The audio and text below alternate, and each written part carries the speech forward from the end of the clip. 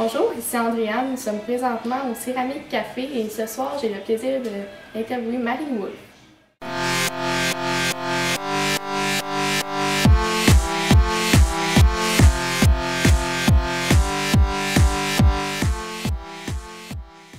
Alors, on est aujourd'hui au Café Céramique avec Andréane. Premier clap. J'aimerais bien savoir, c'est quelle importance que tu accordes aux jeunes dans ta vie et alentour de toi. Ah, les jeunes!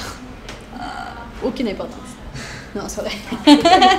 Ça commence bien, hein? Non, ben c'est sûr que ça fait plusieurs années que je travaille pour les jeunes. Fait que dans les dernières années, j'ai beaucoup développé un rapport privilégié avec eux. Le fait d'avoir incarné une adolescente pendant 8 ans dans Ramdam, c'est sûr que je me suis sentie proche de cet âge-là.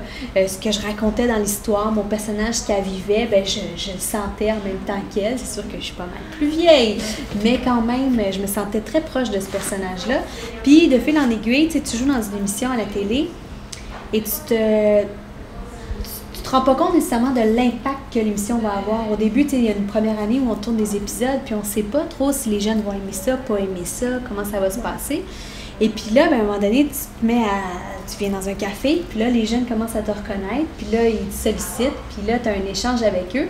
Et je dois avouer que pendant ces 8 ans de Ramdam-là, je me suis sentie très privilégiée. Surtout, je l'ai senti au Gala Cave. Le Gala Cave, là, des dernières années, c'était le plus beau gala. J'ai eu tellement d'honneur, les jeunes m'ont donné beaucoup d'amour, puis c'est là que j'ai réalisé l'impact que ça avait, puis le rapport privilégié que j'avais avec eux, puis j'ai réalisé l'impact de ce que je faisais dans mon métier, parce que des fois, tu sais, d'être à la télé, de jouer un personnage, mettons Marianne, que tu connais bien de Ramdam, ben tu sais, je m'en vais travailler le matin, ils me font des couettes, je fais « Ah, papa, je me dis toujours « Hein?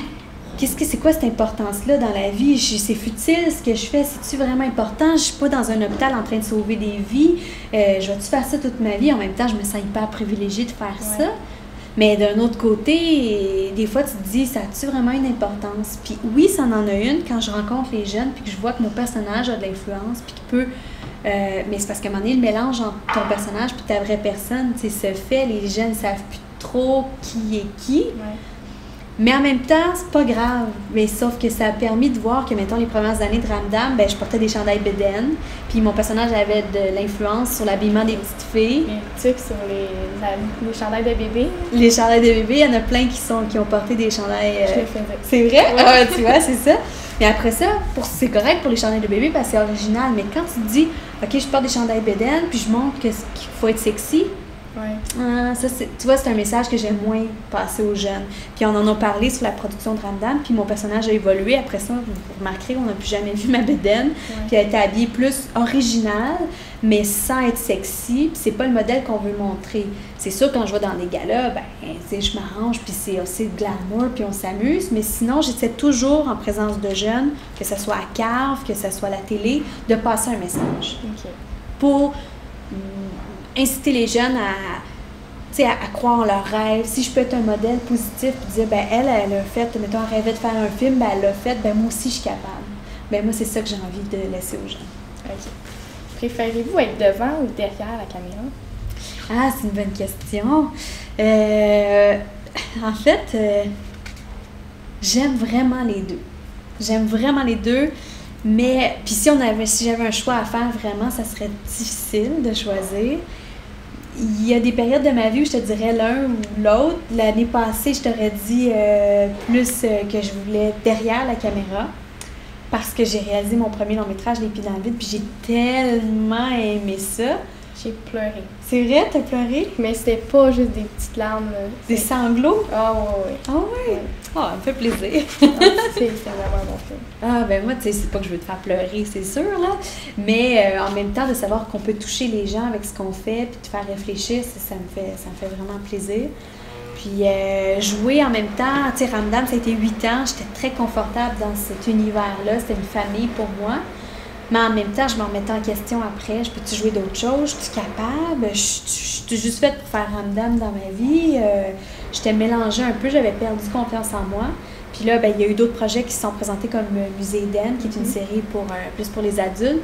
Puis ça m'a redonné confiance. Fait que maintenant, je suis encore, je veux-tu jouer, je veux-tu réaliser, je veux-tu jouer, je sais pas. Ça va peut-être être le dilemme de ma vie. Okay. Là, ce que je sais, c'est que je vais être une maman. Ça va être ça. Ah ben c'est fun. Mais je voulais savoir, tu sais, les scènes avec Laurence puis Guillaume, est-ce que c'était difficile pour toi de voir ça? Ah ouais, dans les pieds dans le vide, là, parce qu'il faut le dire, c'est des amoureux là-dedans, puis ils s'embrassent et tout. Je sais que tout le monde est bien curieux de ça, les scènes d'amour, mais c'est difficile à expliquer parce que c'est quelque chose que nous, on vit, mais j'étais pas jalouse, puis c'était pas difficile à tourner parce que quand tu es dans la position d'un réalisateur, tu as absolument besoin de rassurer les gens. Okay. C'est très gênant de faire une scène d'amour devant plein de monde, puis les comédiens se sentent pas nécessairement à l'aise avec ça, ce qui fait que c'était mon rôle comme réalisatrice de dire ça va bien aller les amis, vous allez bien faire ça. Mais c'est mon chum, puis c'est une comédienne, c'est un peu bizarre. Mais en même temps, je voulais que ça soit beau. Je voulais que ça soit réaliste, je voulais que ça soit original, je voulais que ça soit ci, ça. Et donc, j'avais tellement de choses dans ma tête à ce moment-là que je n'étais pas dans le moment présent à dire « Hey, mon chum, il embrasse une autre fille, qu'est-ce que ça me fait? » Puis c'est vrai que le soir, ça aurait pu me revenir, mais non, j'étais juste dans « Je l'ai-tu fait correct? J'ai-tu bien dirigé? Sont-tu bien sentis? Ça va-tu être beau? » Puis là, 1 an après, tu sais, pendant 1 an, je vois les images et je les revois, puis on fait du montage, puis tout ça. Mais ça ne m'a jamais dérangé, honnêtement. Puis lui, comment il se sentait par rapport à ça? Plus gêné que moi. Oui. Bien, c'est sûr, parce que c'est lui qui fait la scène en question. Puis, mais tu sais, j'ai une anecdote. J'ai tourné un court-métrage avant, il y a peut-être 3-4 ans. Ça s'appelait 3 petits coups. Puis Guillaume jouait dans le court-métrage. Puis il y avait une autre comédienne qui s'appelle Julie Perrault. Je sais pas si c'est qui. Puis ils devaient s'embrasser. Puis au début, ils se donnent un petit bec. Les deux étaient gênés parce que c'était moi qui réalisais. Hey, c'était tellement pas réaliste. Fait que je disais, hey, les amis, tu sais, il faudrait que ça, on y croit à votre bec, là. Et là, je leur fais la prise et ils s'embrassent de façon goulue. C'était la langue, en tout cas. Là, à un moment donné, coupé. Non, là, les amis, on va faire un entre-deux. Ouais. Fait que c'était amusant. Mais c'est sûr que pour lui, c'était un peu plus gênant parce que c'est lui qui fait la chose, la scène. Mais ça s'est bien passé. Ouais. Mais je pense que la plus gênée là-dedans, c'était Laurence Leboeuf. Ouais, ben ouais, tu sais, c'est elle qui est un peu mal placée. Elle veut pas me déplaire parce qu'elle tourne pour moi, c'est moi la réalisatrice, mais en même temps, tu sais, j'embrasse mon chum. Comment. Ouais. Fait que c'est elle qu'il fallait que je rassure le plus. OK. Il me semble que vous avez accompli beaucoup de choses comme femme de votre âge, puis c'est de laquelle vous êtes le plus fière. Wow! C'est une question. C'est toi qui as préparé tes questions, hein? C'est des bonnes questions. C'est vrai que j'ai 32 ans, j'ai aussi l'impression d'avoir fait quand même beaucoup de choses. Je suis quelqu'un d'assez déterminé. Depuis que je suis sortie de l'université, je m'étais vraiment mis des buts, puis j'ai toujours travaillé pour arriver à ces buts-là. Ce dont je suis le plus fière, j'imagine que dans un an, je vais te dire c'est rien de professionnel, c'est peut-être ma vie familiale, enfin je l'espère. Mais au moment où on fait l'entrevue, je pense que c'est d'avoir été au bout d'un rêve, d'avoir pas lâché prise, d'avoir toujours continué dans cette optique-là de réaliser un rêve qui était de faire un premier long métrage. Okay. Je m'étais mis, j'aimerais ça faire un film avant 30 ans ou autour de 30 ans. Puis toutes mes énergies pendant ma vingtaine ont été dans ce sens-là pour arriver à ce rêve-là, puis je l'ai fait. Fait que je pense que c'est d'avoir été au bout de mon rêve. Ouais. Quel conseil donneriez-vous aux jeunes qui veulent percer dans ce métier? La persévérance. Vraiment, la persévérance, d'être patient. C'est un métier qui est formidable, c'est un beau métier, sauf que c'est difficile. C'est qu'il y a beaucoup de gens qui veulent le faire. On est beaucoup de monde à avoir différents talents, mais qui pourraient faire le même rôle, mettons.